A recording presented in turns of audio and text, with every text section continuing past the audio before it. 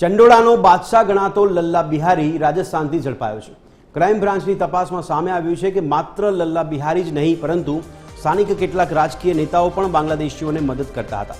Crime બ્રાન્ચે press conference કરીને જણાવ્યું હતું કે લલ્લા બિહારી ટેકનિકલ સપોર્ટના આધારે રાજસ્થાનથી ઝડપાયો છે। લલ્લા બિહારી સામે 2 ગુના દાખલ છે। લોકલ નેતાઓ દ્વારા ડોક્યુમેન્ટ માટે લેટરપેડ બનાવી આપ્યા હોવાની પણ વિગત સામે આવી છે।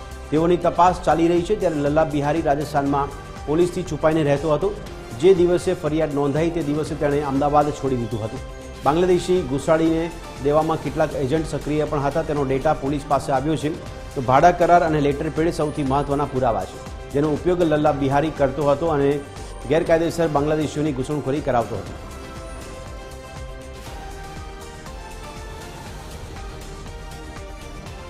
તો લલ્લા બિહારીની ધરપકડ રાજસ્થાનથી કરવામાં આવી છે। બાંગ્લાદેશીઓને ઘુસાડનાર એજન્ટનો ડેટા પોલીસને હાથ લાગ્યો છે, ત્યારે વધુ વિગતો આ તપાસમાં સામે આવે તેવી શક્યતા સેવામાં આવી રહી છે। 29 એપ્રિલે તેના દીકરા ફતેહ મોહમ્મદની ધરપકડ કરી લેવામાં આવી છે અને એવામાં હવે લલ્લા બિહારીની પણ આજે ધરપકડ રાજસ્થાનથી કરવામાં આવી છે, તેને હવે ગુજરાત લાવવામાં આવશે।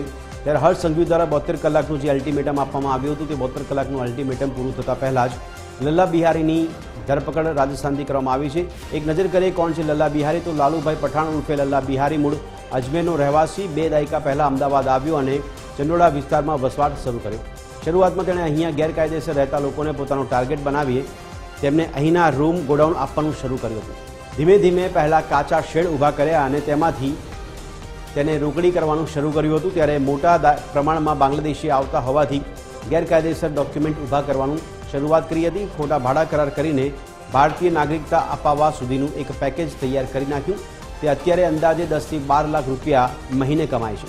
જે મહિલા પીડિત હોય તેને વેશ્યાવૃત્તિમાં ધકેલવા માટે પણ પ્રયાસ કરતો।